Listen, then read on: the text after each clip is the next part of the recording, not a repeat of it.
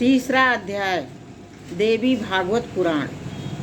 श्री महादेव जी बोले, पहले यह जगत सूर्य चंद्रमा तारों दिन रात अग्नि दिशा शब्द स्पर्श आदि से तथा अन्य किसी प्रकार के तेज से रहित था। उस समय श्रुति के द्वारा एकमात्र जिनका प्रतिपादन किया जाता है ब्रह्म स्वरूपणी वे भगवती विद्यमान थी। सच्चिदानंद घन विग्रह वाली वे भगवती प्रकृति रूपा शुद्ध ज्ञान से युक्त नित्य वाणी से परे निर्वय योगियों के द्वारा कठिनता से प्राप्त होने वाली सर्वत्र व्याप्त रहने वाली उपद्रवों से रहित नित्यानंद स्वरूपणी तथा सूक्ष्म और गुरुत्व आदि गुणों से परे हैं। उन भगवती की सृष्टि करने की इच्छा हुई उसी समय रूप रहित होते हुए भी प्रकृति रूपणी उन परारंभा ने अपनी इच्छा से शीघ्र ही प्रसन्नता पूर्वक रूप धारण कर लिया। उनका विग्रह निखरे हुए काजल के समान था, विकसित कमल के समान सुंदर मुख था, चार भुजाएं थी, नेत्र लाल वर्ण के थे, बाल खुले हुए थे और दिशा रूपी वस्त्र से सुशोभित स्थूल तथा उन्नत स्तन धारिणी ज्योतिमयी वे सिंह की पीठ पर विराजमान थी। तदवंतर उन्होंने अपनी इच्छा से अपने रजत सत्व और तमोगुण के द्वारा शीघ्र ही चैतन्य रहित एक पुरुष की सृष्टि की। सत्व आदि तीनों गुणों से युक्त उस उत्पन्न पुरुष को देखकर भगवती ने स्वेच्छा से उस पुरुष में सृष्टि करने की अपनी इच्छा का समावेश किया। यह देखकर वह शक्तिमान पुत्र तीनों गुणों के आश्रय से ब्रह्मा विष्णु और शिव नाम वाले तीन पुरुषों के रूप में प्रकट हो गया। इस पर भी सृष्टि नहीं हो रही थी। ऐसा देखकर उन भगवती ने उस पुरुष को जीवात्मा और परमात्मा इन दो रूपों में विभक्त कर दिया। इसके बाद वे प्रकृति अपनी इच्छा से स्वयं अपने को भी तीन भागों में विभक्त कर माया विद्या और परमा इन तीनों रूपों में प्रकट हो गई। प्राणियों को मोहित करने वाली जो शक्ति हैं वही माया है और संसार को संचालित करने वाली तथा प्राणियों में स्पंदन आदि का संचार करने वाली जो शक्ति हैं वही परमा कही गई हैं। वही तत्व ज्ञानमयी तथा संसार से मुक्ति दिलाने वाली हैं। माया के वशीभूत जीव जब उस परमा शक्ति की उपेक्षा करने लग गया तब मुने मोहात्मिका उस माया का आश्रय ग्रहण करने वाले वे पुरुष भी विषयों के प्रति आसक्त होने लगे। मुनि श्रेष्ठ उस समय वे उस माया के प्रभाव से अत्यंत प्रमत्त हो गए। तीसरी जो पराविद्या हैं वे स्वयं गंगा दुर्गा सावित्री लक्ष्मी और सरस्वती इन पांच रूपों में विभक्त हो गई। उन साक्षात जगत पालनी पूर्णा प्रकृति ने सृष्टिकार में ब्रह्मा विष्णु तथा शिव को अलग अलग नियुक्त करके कहा, मैं सृष्टि के निमित्त ही आप लोगों को अपनी इच्छा से मैंने सृष्टि के निमित्त ही उत्पन्न किया है। अतएव महाभाग आप लोग वैसा ही कीजिए जैसी मेरी इच्छा है। ब्रह्मा अनेक प्रकार के विचित्र तथा शंख स्थावर और जंगम प्राणियों की निर्बंध भाव से उत्पत्ति करें। विशाल भुजाओं और बलशालियों में श्रेष्ठ विष्णु जगत को क्षुब्ध करने वाले दुष्टों का संहार करते हुए सृष्टि का पालन करें और अंत में जब मेरी नाश करने की इच्छा होगी तब तमोगुण युक्त शिव संपूर्ण जगत का नाश करेंगे। आप तीनों पुरुषों को सृष्टि आदि तीनों कार्यों में एक दूसरे की सहायता भी अवश्य करनी चाहिए। मैं सावित्री आदि पांच श्रेष्ठ देवियों के रूपों में विभक्त होकर आप लोगों की पत्नियां बनकर स्वेच्छा पूर्वक विहार करूंगी और सभी प्राणियों में नारी रूप धारण करके शंभु के सहयोग द्वारा स्वेच्छा से सभी प्राणियों को जन्म दूंगी। ब्राह्मण अब आप मेरी आज्ञा से मानुषी सृष्टि कीजिए, नहीं तो इस सृष्टि का विस्तार नहीं हो पाएगा। ब्रह्मा आदि से ऐसा कहकर वे प्रकृति रूपणी परात्पर महाविद्या उनके देखते देखते अंतर ध्यान हो गई और उनका यह वचन सुनकर ब्रह्मा जी ने सृष्टि कार्य आरंभ कर दिया। इधर भगवान महेश्वर उन पूर्ण प्रकृति पत्नी रूप में प्राप्त करने के लिए संचयित होकर भक्ति पूर्वक तप के द्वारा आराधना करने लगे। अपने ज्ञान नेत्र से महेश्वर को ऐसा करते देखकर वे परम पुरुष विष्णु भी उन्हीं को प्राप्त करने के लिए निमित्त तपस्या करने के लिए बैठ गए।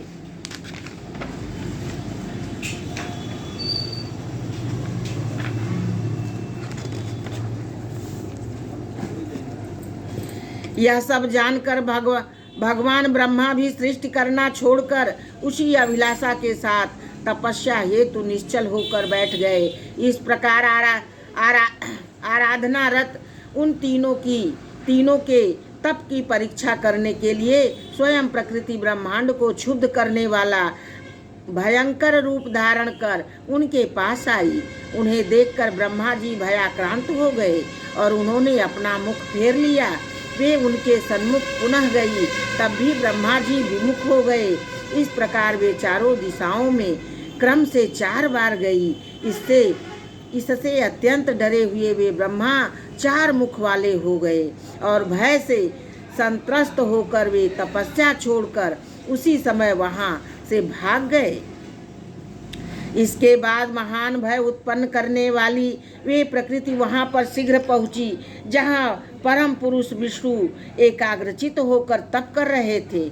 उन्हें देखकर 1000 सिर 1000 नेत्र तथा 1000 पैरों वाले वे विष्णु भी उस समय भयभीत हो गए और तपस्या छोड़कर आंखें बंद किए हुए जल के अंदर प्रविष्ट हो गए। इस प्रकार उन दोनों की तपस्या भंग हो जाने पर भीषण रूप वाली वे प्रकृति महेश के पास गई, किंतु वे किसी भी तरह उनका ध्यान भंग करने में समर्थ नहीं हो सकी। अपने विज्ञान विशेष से भगवान शिव भयंकर रूप वाली देवी प्रकृति को परीक्षा के लिए आई हुई जानकर समाधि में ही बैठे रहे। उससे अत्यंत प्रसन्न हुई प्रकृति स्वरूपणी श्रेष्ठ भगवती जो गंगा रूप में स्वर्ग में स्थित हैं, भगवान शिव को देवी पूर्णा के स्वरूप में प्राप्त हुई। उन्होंने अपनी पूर्व प्रतिज्ञा के अनुसार अपने अंश से सावित्री होकर पति रूप में ब्रह्मा जी को प्राप्त किया। महामते, इसी प्रकार उन्होंने अपने ही अंश से लक्ष्मी होकर विष्णु को पति रूप में प्राप्त किया और अपने ही अंश से सरस्वती के भी रूप में भगवती प्रतिष्ठित हुई। इसके बाद महामते, समाधि भंग हो जाने के अनंतर उन लोक पितामह ब्रह्मा ने पृथ्वी आदि महाभूतों तथा अन्य तत्वों की उत्पत्ति करके मरीच आदि पुलह क्रतु अंगिरा प्रचेता वशिष्ठ नारद भृगु और पुलस्त इन 10 मानव पुत्रों का सृजन किया। महामते, सभी 10 पुत्र समान गुण प्रभाव वाले थे।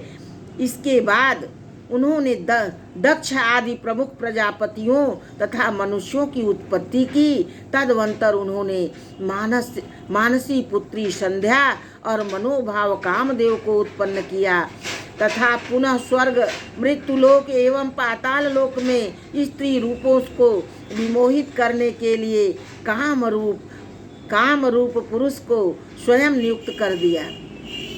प्रजापति ब्रह्मा ने सभी प्राणियों में विमोह उत्पन्न करने के उद्देश्य से उन्हें पुष्पमय धनुष तथा पुष्पमय 5 बाण प्रदान किए। तत्पश्चात ब्रह्मा जी ने अपने उत्तम शरीर को 2 भागों में विभक्त किया। उनके शरीर के बाएं आधे भाग से शतरूपा नामक सुंदर रूप वाली स्त्री उत्पन्न हुई और दाएं आधे भाग से स्वयंभू नाम वाले मनु उत्पन्न हुए। उन्होंने कामदेव के 5 पुष्प बाणों से आहत मनोहर मुस्कान युक्त उस सुंदर अंगों वाली शतरूपा को भार्या के रूप में ग्रहण किया।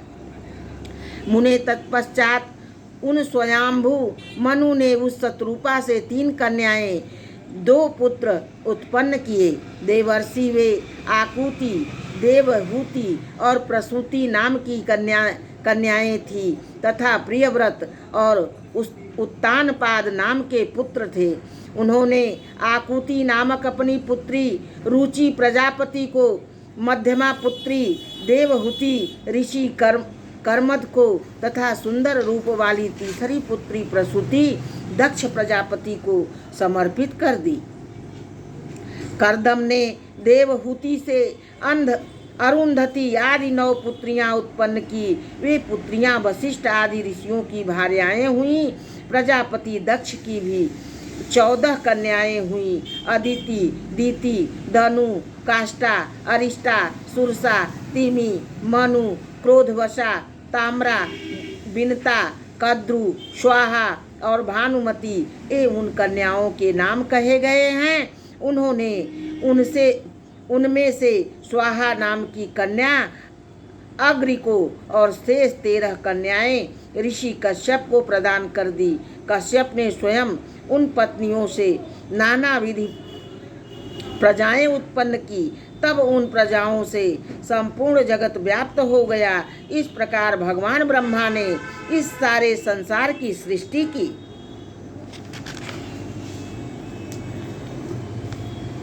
तदवंतर देवी प्रकृति ने उन ब्रह्मा से कहा, महामते द्विजगण तीनों संध्याओं में जिनकी उपासना करते हैं वे सावित्री मेरे अंश से उत्पन्न हुई है। वे सरस्वती तथा लक्ष्मी भी मेरे ही अंश से उत्पन्न हुई हैं, जिन्होंने अपनी लीला से तीनों लोकों के पालन करता विष्णु को पति रूप में प्राप्त किया। आप दोनों ब्रह्मा तथा विष्णु विषयासक्त हो गए। देवर्षि उन साक्षात परा प्रकृति को पूर्ण भाव से पत्नी रूप में पाने की अभिलाषा करते हुए भी शिव परम योगी बने रहे। उस प्रकार तपस्या में रत उन भगवान शिव से परा प्रकृति जगदम्बिका ने प्रसन्न होकर प्रत्यक्ष रूप से कहा। प्रकृति बोली, शंभो आपका कौन सा अभीष्ट वर है, मुझसे वह मांग ले। आपकी तपस्या पूर्ण उपासना से परम प्रसन्नता को प्राप्त है, वह वर आपको अवश्य मैं दूंगी। शिवजी बोले, जिसने पूर्व में 5 श्रेष्ठ नारियां प्रकट हुई थी वे आप विशुद्ध प्रकृति ही हम ब्रह्मा विष्णु तथा महेश्वर को प्राप्त होंगी। उनमें से अपने अंश से सावित्री के रूप में उत्पन्न होकर आप ब्रह्मा जी को प्राप्त हुई और अपने ही अंश से लक्ष्मी एवं सरस्वती होकर विष्णु को प्राप्त हुई हैं। किंतु परमा पूर्णा प्रकृति आप स्वयं अपनी लीला से कहीं जन्म लेकर मुझे प्राप्त हों। प्रकृति बोली, दक्ष प्रजापति के यहाँ अपनी माया से उत्पन्न होकर मनोहर शरीर वाली पूर्णा प्रकृति मैं ही आपकी भार्या बनूंगी।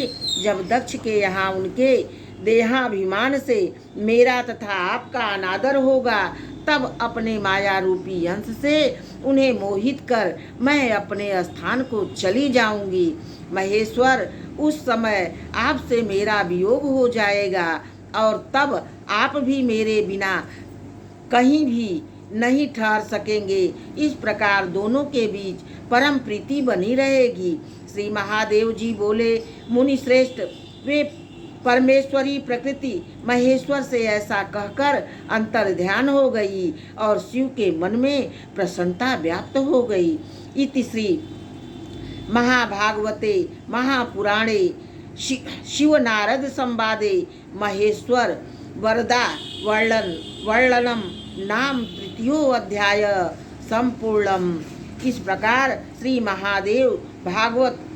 महाभागवत पुराण के अंतर्गत शिव नारद संवाद में महेश्वर वरदान वर्णन नामक 3 अध्याय पूर्ण होता है।